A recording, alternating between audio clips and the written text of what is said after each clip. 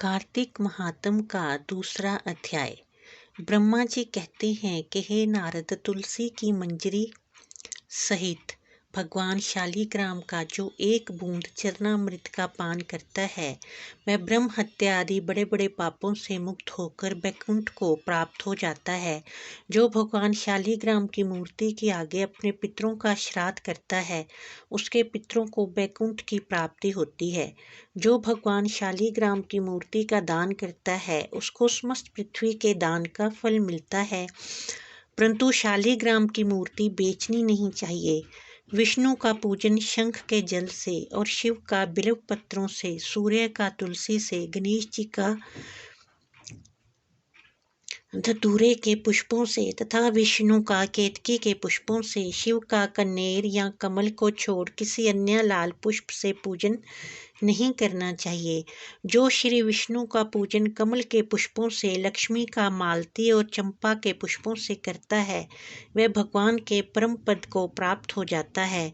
और जो भगवान की अति प्रिय तुलसी से पूजा करता है उसकी महिमा कोई भी नहीं कह सकता।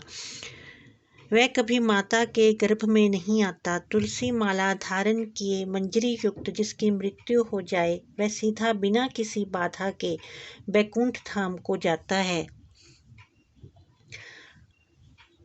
तुलसी की छाया में पितरों का श्राद्ध करने से पितरों की अक्षय तृप्ति होती है। तुलसी का सिंचन गंगा, जमुना तथा नर्मदा के स्नान के तुल्य हो जाता है। तुलसी का वृक्ष लगाने, सींचने और स्पर्श करने से मनुष्य के काया, वाचा और मनसा तीनों प्रकार के पाप नाश हो जाते हैं। इस प्रकार कार्तिक का व्रत रखने वाला शांत चित्त से तुलसी का पूजन, प्रदक्षिणा और नमस्कार करके हाथ जोड़कर प्रार्थना करे कि हे हरि प्रिय, देवताओं ने तुमको बनाया, मुनीश्वर ने तुम्हारा पूजन किया और मैं आपको नमस्कार करता हूँ। इस प्रकार प्रार्थना करे। जो मनुष्य आंवले के पत्ते और फूलों से भगवान का पूजन करता है तथा आंवले के वृक्ष के नीचे बैठकर भगवान का पूजन करता है उसको सोने के फल और पुष्पों जैसा फल प्राप्त होता है। जो मनुष्य द्वादशी को तुलसी तथा आंवले के पत्तों को तोड़ता है वह घोर नरक में जाता है।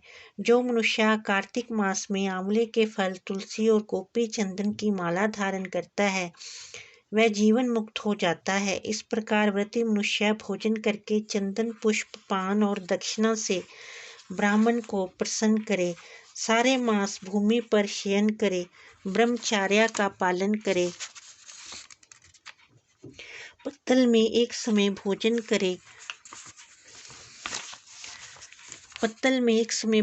करे, मौन व्रत धारण करे, वह शूरवीर और कांतिवान होता है। जो एक समय भोजन करता है वह भी आंवले के नीचे बैठकर उसके 1 वर्ष के पाप नष्ट हो जाते हैं। व्रती मनुष्य को शहद, कांजी, दाल, तेल, कच्चा भोजन, दूसरे का अन्न तथा किसी प्रकार का तामसी भोजन तथा बुरे नामों वाली वस्तु का भोजन नहीं करना चाहिए। रविवार को आंवला न खाए, देव, वेद, गऊ और ब्राह्मण की निंदा न करे, मांस आदि का सेवन न करे।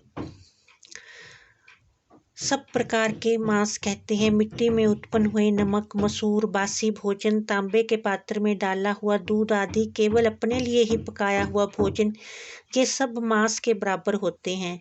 लहसुन, प्याज, पृथ्वी का फूल, गोभी आदि, मूली, गाजर, जंगली घिया, बैंगन, पेठा, दोबारा पकाया हुआ भोजन नहीं खाना चाहिए। रसवाला, स्त्री, म्लेच्छ, पतित, पखंडी आदि से वार्तालाप नहीं करना चाहिए। इन तिथियों में इन एक एक चीज़ों का भोजन नहीं करना चाहिए। एकम को पेठा, दूज को बैंगन, तीज को पृथ्वी का फूल, चौथ को मूली, पंचमी को बेलफल, छठ को कलिंदा, सप्तमी को आंवला, अष्टमी को नारियल, नवमी को जंगली घिया, दशमी को परमल, एकादशी को बेर, द्वादशी को मसूर, त्रयोदशी को पान, चतुर्दशी अथवा अमावस्या को, पूर्णमासी को नारी का साग नहीं खाना चाहिए। अथ दूसरा अध्याय समाप्त। बोलो श्री विष्णु भगवान की जय।